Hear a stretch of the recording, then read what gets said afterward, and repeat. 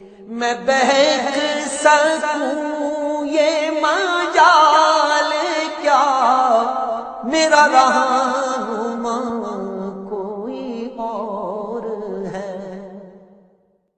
نحمدہ ونصلی علی رسولہ النبی الکریم الامین، اما بعد فاعوذ باللہ السمیع العلیم من الشیطان الرجیم، بسم اللہ الرحمن الرحیم۔ قال اللہ تبارک و تعالی فی القرآن الحکیم، ان اللہ وملائکتہ یصلون علی النبی یا ایہا الذین آمنوا صلوا علیہ وسلموا تسلیما۔ الصلاۃ والسلام علیک یا رسول اللہ، الصلاۃ والسلام علیک یا نبی اللہ، الصلاۃ والسلام علیک یا شفیع المذنبین وعلی آلک و اصحابک یا رحمۃ للعالمین۔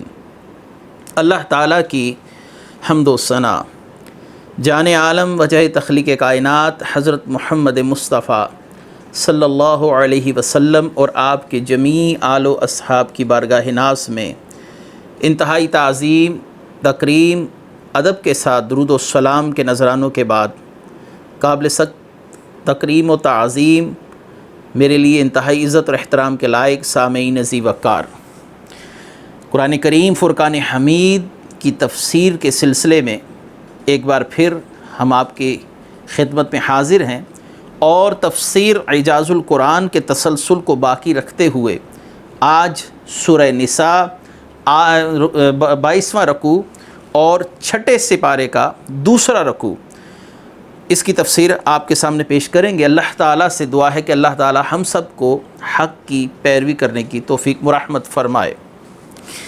سورہ نساء 22واں رکوع اور چھٹے سپارے کا دوسرا رکوع، اور سورہ نساء کی آیت نمبر 153 ہے، یعنی 153۔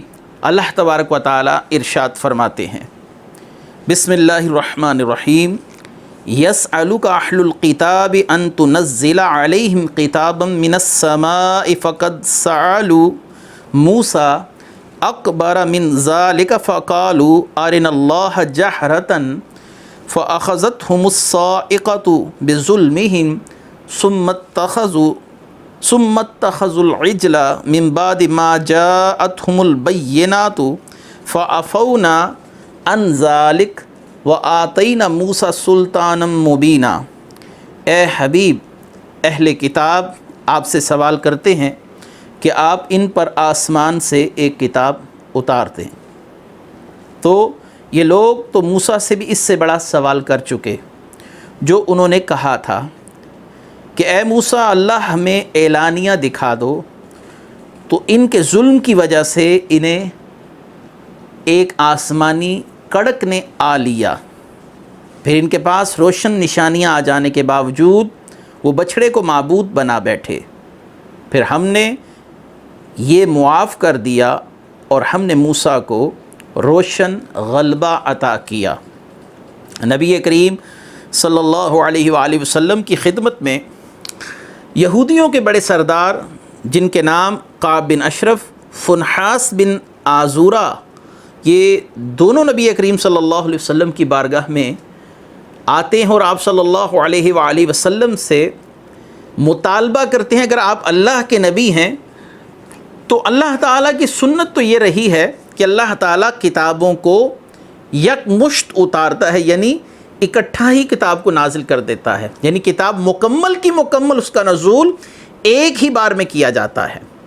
تو آپ پر قرآن کریم مختلف ادوار میں اور مختلف مواقع پر حسب ضرورت نازل ہوتا ہے، تو اگر آپ اللہ کے نبی ہیں تو حضرت موسیٰ علیہ السلام کی طرح آپ پر یک لخت اکٹھی کتاب اللہ نے نازل کیوں نہیں فرمائی؟ تو نبی کریم صلی اللہ علیہ وآلہ وسلم کو اللہ تعالیٰ نے اس مقام پر تسلی دی، تشفیع دی، اور آپ صلی اللہ علیہ وآلہ وسلم سے اللہ تعالیٰ نے فرمایا، اے محبوب، ہم نے موسیٰ علیہ السلام پر کتاب کو مکمل ایک ہی وقت میں نازل کیا، لیکن انہوں نے اس کتاب کے نازل ہونے کے باوجود بھی حیل و حجت کرنا نہ چھوڑا، اور اس سے بڑا مطالبہ حضرت موسیٰ علیہ السلام سے کر دیا۔ کہ اگر آپ اللہ تعالیٰ کے نبی ہیں اور اللہ سے کلام فرماتے ہیں اور کوہ طور پر آپ اللہ تبارک و تعالیٰ سے ہم کلام ہونے کا شرف حاصل کرتے ہیں تو پھر ہمیں بھی اس شرف میں شامل کیجئے. ہم اپنی آنکھوں سے اللہ تعالیٰ کو دیکھنا چاہتے ہیں. تو اللہ تعالیٰ نے فرمایا انہوں نے تو موسیٰ علیہ السلام سے اس سے بڑا مطالبہ کر دیا. یعنی آپ ان کے مطالبات کی انتہا نہیں جانتے کہ یہ ایک مطالبے کے بعد دوسرا مطالبہ، دوسرے کے بعد تیسرا. بالفرض اگر قرآن ایک ہی وقت میں نازل ہو جائے تو اس بات کی کوئی ضمانت نہیں ہے کہ یہ اس کے بعد آپ سے کوئی مطالبہ نہیں کریں گے، کیونکہ حضرت موسیٰ پر تو کتاب اکٹھی ہی نازل ہوئی، مکمل نازل ہوئی، لیکن ان کے مطالبات حضرت موسیٰ علیہ السلام سے بھی جاری رہے تھے. لہٰذا اس کا مطلب یہ ہے یہ ہدایت کے نقطہ نظر سے آپ سے اس معجزے کی طلب نہیں کر رہے، بلکہ یہ آپ صلی اللہ علیہ وآلہ وسلم کو پریشان کرنے کے لیے، آپ صلی اللہ علیہ وآلہ وسلم کے متعلق قلوب و اذہان میں شکوک کے بیج بونے کے لیے اس طرح کی گفتگو کر رہے ہیں. اللہ تعالیٰ نے فرمایا اس سے بڑا مطالبہ یہ کر چکے ہیں. اس سے بڑا مطالبہ یعنی اللہ تعالیٰ کو دیکھنے کا. فَقَالُوا أَرِنَا اللَّهَ جَهْرَةً فَأَخَذَتْهُمُ الصَّاعِقَةُ بِظُلْمِهِمْ. ان کے ظلم کے باعث ان پر آسمانی کڑک ایک بجلی اللہ تبارک و تعالیٰ کی طرف سے آ پڑی. ثُمَّ اتَّخَذُوا الْعِجْلَ مِن بَعْدِ مَا جَاءَتْهُمُ الْبَيِّنَاتُ. پھر حضرت موسیٰ علیہ السلام کی غیر موجودگی میں جب آپ کوہ طور پر تشریف لے کر گئے تو انہوں نے آپ کی غیر موجودگی میں سامری کے بنائے ہوئے بچھڑے کی پرستش شروع کر دی. فَعَفَوْنَ عَنْ ذَلِكَ. اللہ تعالیٰ نے ان کو معاف کر دیا. وَآتَيْنَا مُوسَىٰ سُلْطَانًا مُبِينًا. اور اللہ تعالیٰ نے موسیٰ علیہ السلام کو روشن غلبہ عطا فرمایا. یہاں پر ایک سوال آئے گا کہ وہ لوگ شرک کر رہے تھے تو اللہ تعالیٰ شرک معاف نہیں فرماتا. فَعَفَوْنَا کا معنی کیا ہے؟ اصل میں یہاں پر 3 گروہوں کا ذکر ہے. ایک جو حضرت موسیٰ علیہ السلام کی غیر موجودگی میں اپنے دین سے باغی نہیں ہوئے تھے اور اللہ وحدہ لا شریک ہی کی عبادت کر رہے تھے. دوسرے وہ لوگ جو کھلے عام اس بچھڑے کی پرستش کے مرتکب ہوئے. تیسرے وہ لوگ جنہوں نے ان بچھڑے کی پرستش کرنے والوں کو کچھ نصیحت نہ کی بلکہ ان کے اس عمل پر خاموشی اختیار کی. اللہ تعالیٰ نے پھر حضرت موسیٰ کو حکم دیا کہ ان لوگوں کے ساتھ قتال کیا جائے. ان کو کہا جائے کہ ایک دوسرے کے ساتھ قتال کریں اور خوب خون بہا اور اتنا خون بہا کہ شرک کرنے والے لوگوں میں سے جو لوگ جنہوں نے براہ راست بچھڑے کی پرستش کی تھی ان میں کوئی فرد باقی نہیں بچا، اور وہ لوگ جنہوں نے خاموشی اختیار کی تھی جن کو حکمی طور پر اس جرم میں شامل رکھا گیا ان لوگوں میں سے بعض کی معافی تلافی کر دی گئی. فَعَفَوْنَا کا معنی یہ علماء کرام نے اس مقام پر بیان فرمایا ہے. وَآتَيْنَا مُوسَىٰ سُلْطَانًا مُبِينًا. موسیٰ کو روشن غلبہ و تسلط عطا فرمایا. یعنی آپ نے جو حکم دیا کہ اللہ کی بارگاہ میں توبہ کا ایک ہی ذریعہ ہے، اپنے قتل کا حکم اللہ تبارک و تعالیٰ نے حضرت موسیٰ کے ذریعے ان کو دیا، اپنے آپ کو قتل کرو، تو وہ انکار نہ کر سکے اور انہوں نے آپ کی اطاعت کی. ہر انسان کو اپنی جان عزیز ہے، لیکن حضرت موسیٰ علیہ السلام کی زبان پر اللہ تبارک و تعالیٰ کی طرف سے ایسا جلال تھا اور رعب اور دبدبہ تھا کہ لوگ انکار نہ کر سکے. اگلی آیت ہے وَرَفَعْنَا فَوْقَهُمُ الطُّورَ بِمِيثَاقِهِمْ وَقُلْنَا لَهُمُ ادْخُلُوا الْبَابَ سُجَّدًا وَقُلْنَا لَهُمْ لَا تَعْدُوا فِي السَّبْتِ وَأَخَذْنَا مِنْهُمْ مِيثَاقًا غَلِيظًا. پھر ہم نے ان سے عہد لینے کے لیے ان پر کوہ طور کو بلند کر دیا اور ان سے فرمایا کہ دروازے میں سجدہ کرتے ہوئے داخل ہو، اور ان سے فرمایا کہ ہفتے کے دن میں حد سے نہ بڑھو، اور ہم نے ان سے مضبوط عہد لیا. ورفعنا فوقہم الطور. یہودیوں کو متعلق اللہ تعالیٰ نے مزید 3 باتوں کا ذکر کیا ہے. پہلی یہ کہ ان سے تورات پر عمل کرنے کے لیے عہد لینے کے لیے اللہ تعالیٰ نے کوہ طور کو ان کے سروں کے اوپر معلق کر دیا. تیسرا یہ بیت المقدس یا اریحہ نامی بستی میں ان کو داخل ہوتے وقت حکم دیا گیا کہ تم اللہ تعالیٰ سے استغفار کرتے ہوئے اور سجدے کی حالت میں داخل ہوتے ہوئے اللہ تبارک و تعالیٰ سے معافی تلافی طلب کرتے ہوئے اس بستی میں داخل ہو. جس کی انہوں نے گزشتہ زندگی میں نافرمانیاں کی تھی۔ تیسرا، اللہ تعالیٰ نے انہیں ہفتے کے دن مچھلیوں کے شکار سے منع فرمایا تھا، لیکن ان لوگوں نے ان تینوں باتوں کی مخالفت کی، وعدہ خلافی کی اور اللہ تبارک و تعالیٰ کے قہر کا محل بنے۔ اللہ تعالیٰ نے ان پر قہر برسایا۔ مثلا ان سے یہ لیا گیا کہ اپنی کتاب پر عمل کریں گے، ان کے سروں پر پہاڑ کو معلق کیا گیا، لیکن بعد میں انہوں نے اپنی کتاب پر عمل کیا کرنا، الٹا کتاب تعریفی کر دی۔ اور جب ان سے کہا گیا کہ اللہ تعالیٰ سے توبہ کرتے ہوئے داخل ہو اس بستی کے اندر جس کا تمہیں حکم دیا گیا، تو انہوں نے گندم کہتے ہوئے اس بستی کے اندر داخل ہونا پسند کیا، اللہ سے توبہ کرنے کی بجائے گندم، دالیں اور اللہ تبارک و تعالیٰ سے دیگر چیزیں، اشیاء خوردنوش طلب کرتے ہوئے اس بستی میں داخل ہو رہے تھے۔ یہ ان کی دوسری نافرمانی تھی۔ لا تعدوا فی السبت، اللہ تبارک و تعالیٰ نے انہیں منع فرمایا تھا کہ ہفتے کے دن مچھلیوں کا شکار نہ کیا جائے، لیکن یہ حوض بنا کر ہفتے کے دن مچھلیوں کو حوض کے اندر لے آتے تھے اور اتوار کے دن ان کا شکار کر کے کہتے تھے ہم نے ہفتے کے دن تو شکار نہیں کیا، لیکن اصلاً یہ ہفتے ہی کے دن کے شکار کر رہے تھے۔ اللہ تعالیٰ نے ان پر اپنا قہر نازل فرمایا۔ فَبِمَا نَقْضِهِمْ مِيثَاقَهُمْ وَكُفْرِهِمْ بِآيَاتِ اللَّهِ وَقَتْلِهِمُ الْأَنْبِيَاءَ بِغَيْرِ حَقٍّ وَقَوْلِهِمْ قُلُوبُنَا غُلْفٌ بَلْ طَبَعَ اللَّهُ عَلَيْهَا بِكُفْرِهِمْ فَلَا يُؤْمِنُونَ إِلَّا قَلِيلًا، تو ہم نے ان پر لعنت کی ان کے عہد کو توڑنے اور اللہ کی آیات کے ساتھ کفر کرنے اور انبیاء کو ناحق شہید کرنے اور ان کے یہ کہنے کی وجہ سے کہ ہمارے دلوں پر غلاف ہے، بلکہ اللہ نے ان کے کفر کے سبب ان کے دلوں پر مہر لگا دی، تو ان میں سے بہت تھوڑے ایمان لاتے ہیں۔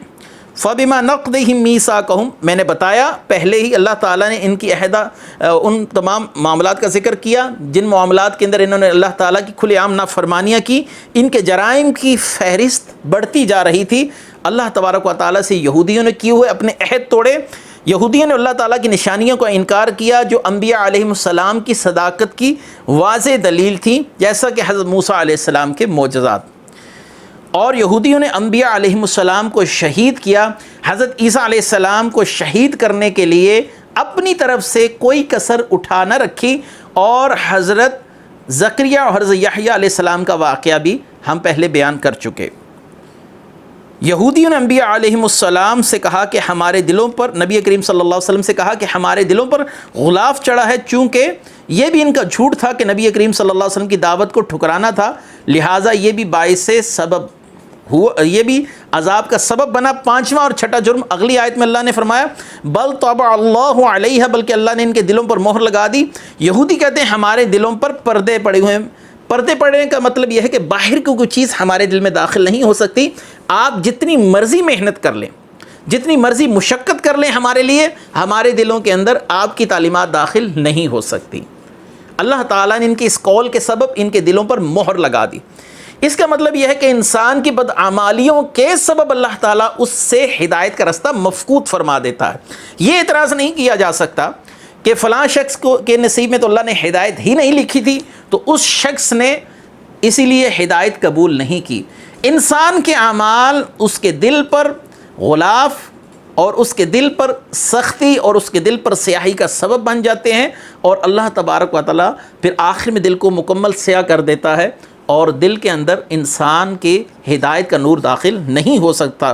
بل طبع اللہ علیہ، ارشاد فرمایا کہ یہودی کہتے ہیں ہمارے دلوں پر پردے پڑے ہوئے ہیں، بلکہ حقیقت یہ ہے کہ اللہ نے ان کے کفر کے سبب ان کے دلوں پر مہر لگا دی، اور لہٰذا کوئی واعظ و نصیحت ان کے دل پر کارگر ثابت نہیں ہو سکتی۔ اس سے معلوم ہوا کہ کفر، بد کرداریاں، اللہ تعالیٰ کی نافرمانیاں انسان کے دل پر مہر لگنے کا سبب بن جاتے ہیں۔ وَبِكُفْرِهِمْ وَقَوْلِهِمْ عَلَى مَرْيَمَ بُهْتَانًا عَظِيمًا، اور ان پر اللہ نے لعنت کی ان کے کفر اور مریم پر بڑا بہتان لگانے کی وجہ سے۔ یہودیوں کا بڑا جرم کیا تھا کہ حضرت عیسیٰ علیہ السلام کے ساتھ کفر کیا۔ ان کا چھٹا جرم یہ تھا، انہوں نے حضرت مریم رضی اللہ تعالی عنہا پر تہمت لگائی۔ اس سے معلوم ہوا کہ پاک باز عورتوں پر تہمت لگانا یہ یہود کا طریق ہے، یہود کی سنت ہے، اور خصوصاً کسی مقدس عورت اور مقدس نسبت رکھنے والی پر تہمت لگانا زیادہ سنگین ہے۔ اسی سے آپ سمجھ سکتے ہیں سیدہ عائشہ رضی اللہ تعالی عنہا پر جن لوگوں نے الزام لگایا تھا ان سے اللہ تبارک و تعالی نے کتنی ناراضگی کا اظہار فرمایا اور ان لوگوں کے ساتھ کتنی سختی والا معاملہ برتا گیا۔ وَقَوْلِهِمْ إِنَّا قَتَلْنَا الْمَسِيحَ عِيسَى ابْنَ مَرْيَمَ رَسُولَ اللَّهِ وَمَا قَتَلُوهُ وَمَا صَلَبُوهُ وَلَكِنْ شُبِّهَ لَهُمْ وَإِنَّ الَّذِينَ اخْتَلَفُوا فِيهِ لَفِي شَقٍّ مِّنْهُمْ مَا لَهُمْ بِهِ مِنْ عِلْمٍ إِلَّا اتِّبَاعَ الظَّنِّ وَمَا قَتَلُوهُ يَقِينًا۔ اور ان کے اس کہنے پر کہ ہم نے مسیح عیسیٰ ابن مریم کے متعلق کہ ہم نے ان کو شہید کیا، اور یہ کہ انہوں نے نہ اسے قتل کیا نہ انہیں سولی دی، بلکہ ان یہودیوں کے لیے عیسیٰ علیہ السلام سے ملتا جلتا شخص ایک آدمی بنا دیا گیا، اور بے شک یہ یہودی جو اس عیسیٰ کے بارے میں اختلاف کر رہے ہیں ضرور اس کی طرف سے شبہ میں پڑے ہوئے ہیں۔ حقیقت یہ ہے کہ سوائے گمان کی پیروی کے ان کو اس کی کچھ خبر نہیں، بے شک انہوں نے ان کو قتل نہیں کیا، یعنی حضرت عیسیٰ علیہ السلام کو قتل نہیں کر سکے۔ یہودیوں کے 7واں سنگین جرم بیان کیا جا رہا ہے کہ یہودیوں نے دعویٰ کیا کہ انہوں نے حضرت عیسیٰ علیہ السلام کو قتل کیا، اور عیسیٰ علیہ السلام نے اس کی تصدیق کی تھی کہ اللہ تعالیٰ نے ان دونوں کی تکذیب فرما دی، کیونکہ واقعہ یوں ہوا جو منافق شخص یہودیوں کو حضرت عیسیٰ علیہ السلام کا پتہ دینے کے لیے آپ کے گھر میں داخل ہوا، حضرت عیسیٰ علیہ السلام کی شبیہ اللہ تعالیٰ نے اس پر ڈال دی اور آپ کو اللہ تعالیٰ نے آسمانوں پر اٹھا لیا۔ یہودیوں نے اسی منافق کو حضرت عیسیٰ علیہ السلام کے دھوکے میں سولی دی، لیکن پھر خود حیران ہوئے کہ اگر یہ شخص عیسیٰ ہے تو پھر ہمارا مخبر کہاں گیا، اور اگر یہ ہمارا مخبر ہے تو پھر عیسیٰ کہاں گئے؟ تو نیز کا چہرہ حضرت عیسیٰ علیہ السلام جیسا تھا، لیکن ہاتھ پاؤں حضرت عیسیٰ سے مختلف تھے۔ یہ اسی گمان کے اندر پڑ گئے۔ اللہ تعالیٰ نے فرمایا اِلَّا اتِّبَاعَ الظَّنِّ، یہ اپنے ظن کی پیروی کر رہے ہیں۔ وَمَا قَتَلَهُ یقیناً، یہ حضرت عیسیٰ علیہ السلام کو یقیناً قتل نہیں کر سکے۔ یہاں پر امت مسلمہ کا، امت محمدیہ کا ایک بہت بڑا ملت اسلامیہ کا مسئلہ ہے کہ حضرت عیسیٰ علیہ السلام کو اللہ تعالیٰ نے زندہ آسمانوں پر اٹھا لیا اور آپ قرب قیامت واپس تشریف لائیں گے۔ ایک گروہ اس بات کا انکار کرتا ہے اور حضرت عیسیٰ علیہ السلام کے لیے وہ اس طرف جاتا ہے کہ حضرت عیسیٰ علیہ السلام کو اللہ تعالیٰ نے موت دے دی تھی اور حضرت عیسیٰ علیہ السلام اس دنیا سے جو اٹھائے گئے، اس کا مطلب یہ ہے کہ اللہ تعالیٰ نے ان کی روح کو اپنی طرف اٹھا لیا، لیکن یہ بات قطعاً صحیح نہیں ہے۔ احادیث نبویہ حضرت عیسیٰ علیہ السلام کے دنیا میں دوبارہ آنے پر بڑی واضح طور پر ہمارے لیے مشیر ہیں، اشارے دے رہی ہیں، اور حضرت عیسیٰ علیہ السلام کے واپس آنے پر قرآن کریم فرقان حمید کی تفسیر وہی معتبر سمجھی جائے گی جو صاحب قرآن نے کی ہے۔ مثلا حضرت عیسیٰ علیہ السلام کے آنے کے متعلق نبی کریم صلی اللہ علیہ وآلہ وسلم کی احادیث، اور یہ ان لوگوں کا رد بھی ہے جو حضرت عیسیٰ علیہ السلام کا واپس آنا نہیں مانتے۔ مسند امام احمد بن حنبل کی حدیث ہے، المعجم الکبیر امام طبرانی، صحیح ابن حبان، مسند ابو داؤد طیالسی، سنن ابو داؤد، سنن ترمذی، سنن نسائی، یعنی تمام جلیل القدر محدثین نے اپنی اپنی کتابوں میں اس حدیث کو نقل کیا۔ نبی کریم صلی اللہ علیہ وسلم کے صحابی حضرت حذیفہ بن اسید بیان کرتے ہیں کہ آپ صلی اللہ علیہ وآلہ وسلم ہمارے سامنے قیامت کا ذکر فرما رہے تھے۔ آپ نے فرمایا قیامت اس وقت تک قائم نہیں ہوگی جب تک تم 10 علامتیں نہ دیکھ لو۔ الدخان یعنی دھوئیں کا نکلنا، دجال، دابۃ الارض زمین سے نکلنے والا وہ جانور، مغرب سے سورج کا طلوع ہونا، اور حضرت عیسیٰ علیہ السلام کا تشریف لانا۔ یاجوج اور ماجوج، مشرق میں زمین کا دھنسنا، مغرب میں زمین کا دھنسنا، جزیرۃ العرب میں زمین کا دھنسنا، اور آخر میں 10ویں نشانی کہ ایک آگ نکلے گی جو لوگوں کو میدان محشر کی طرف ہانک کر لے جائے گی۔ یہ جلیل القدر محدثین نے اس حدیث کو نقل کیا۔ دوسری حدیث نبی کریم صلی اللہ علیہ وآلہ وسلم کی صحیح بخاری شریف، صحیح مسلم اور مسند امام احمد بن حنبل میں حدیث موجود ہے کہ ابو ہریرہ رضی اللہ تعالیٰ عنہ ارشاد فرماتے ہیں کہ رسول اللہ صلی اللہ علیہ وسلم نے فرمایا کہ اے امت محمدیہ، تمہاری کیا شان ہوگی جب ابن مریم نازل ہوں گے اور امام تم میں سے کوئی ایک ہوگا۔ یہ امام مہدی ہوں گے، ان کی طرف اشارہ ہے۔ نبی کریم صلی اللہ علیہ وآلہ وسلم کی اگلی حدیث مبارکہ، اس کو سیدنا ابو ہریرہ رضی اللہ تعالیٰ عنہ نے روایت کیا، حضرت عیسیٰ علیہ السلام ان قریب تم میں نازل ہوں گے، احکام نافذ کرنے والے، عدل کرنے والے صلیب کو توڑ ڈالیں گے، خنزیر کو قتل کریں گے، جزیہ موقوف کر دیں گے، اور اس قدر مال لٹائیں گے کہ اس کو قبول کرنے والا کوئی نہیں ہوگا۔ یہ صحیح بخاری اور صحیح مسلم وغیرہ کی احادیث ہے۔ نبی کریم صلی اللہ علیہ وسلم کی ایک اور حدیث مبارکہ جس کو امام حاکم نے مستدرک میں سند صحیح سے روایت کیا، اور امام ذہبی نے بھی اس حدیث کی صحت کو تسلیم کیا ہے۔ ابو ہریرہ رضی اللہ تعالیٰ عنہ ارشاد فرماتے ہیں کہ نبی کریم صلی اللہ علیہ وسلم نے ارشاد فرمایا، عیسیٰ ابن مریم ضرور نازل ہوں گے، احکام نافذ کرنے والے، انصاف کرنے والے، امام عادل ہوں گے، وہ ضرور راستوں پر حج یا عمرہ کرنے جائیں گے، وہ ضرور میری قبر پر تشریف لائیں گے اور مجھ کو سلام کریں گے، میں ان کے سلام کا جواب دوں گا۔ یہ نبی کریم صلی اللہ علیہ وسلم کی حدیث بڑی واضح دلیل ہے کہ حضرت عیسیٰ علیہ السلام آسمانوں پر اٹھا لیے گئے اور آپ واپس تشریف لائیں گے، اور یہود و نصارہ جو حضرت عیسیٰ کے متعلق اس شبہ میں مبتلا ہے کہ حضرت عیسیٰ علیہ السلام دنیا سے جا چکے ہیں، یعنی ان کا وصال ہو چکا ہے، وہ یقیناً اپنے عقیدے کے اندر غلطی پر ہیں۔ اللہ نے فرمایا وما قتلہ یقیناً، اور بے شک انہوں نے قتل نہیں کیا، یعنی وہ قتل کرنے کی ایک تدبیر کر رہے تھے۔ اللہ نے حضرت عیسیٰ علیہ السلام کو آسمانوں پر اٹھا لیا۔ اللہ نے فرمایا بل رفعہ اللہ الیہ وکان اللہ عزیزا حکیما، بلکہ اللہ نے انہیں اپنی طرف اٹھا لیا، اللہ حکمت والا ہے۔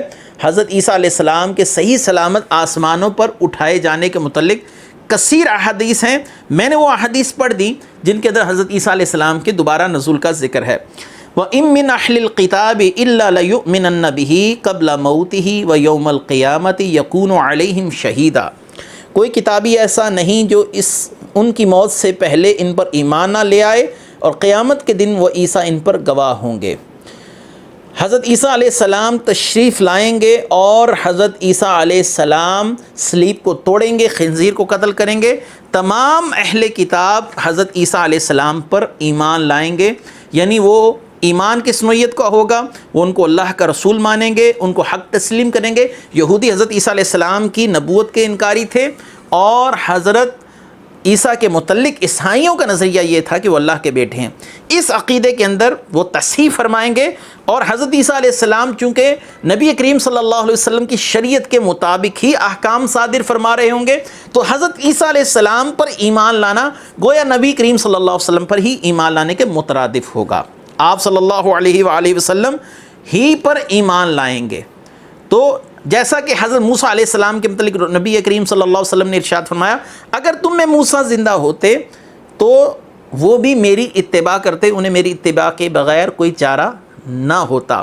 تو حضرت عیسیٰ علیہ السلام بھی نبی کریم صلی اللہ علیہ وسلم کی شریعت کے مطابق ہی احکامات نافذ کر رہے ہوں گے۔ اگرچہ یہود و نصارہ حضرت عیسیٰ علیہ السلام پر ایمان لائیں گے، لیکن حقیقتاً یہ ایمان نبی کریم صلی اللہ علیہ وسلم پر ہی لا رہے ہوں گے۔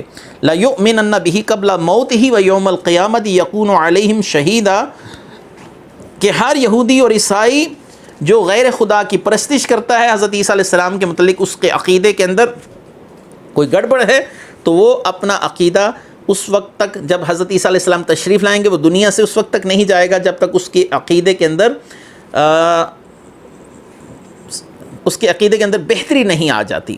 اللہ تبارک و تعالیٰ نے فرمایا فَبِظُلْمٍ مِّنَ الَّذِينَ حَادُوا حَرَّمْنَا عَلَيْهِمْ طَيِّبَاتٍ أُحِلَّتْ لَهُمْ وَبِصَدِّهِمْ عَنْ سَبِيلِ اللَّهِ قَصِيرًا، تو یہودیوں کے بڑے ظلم کے سبب ہم نے وہ بعض ستھری چیزیں ان کے لیے حلال تھیں ان پر حرام فرما دی، اس لیے کہ انہوں نے بہتوں کو اللہ کی راہ سے روکا۔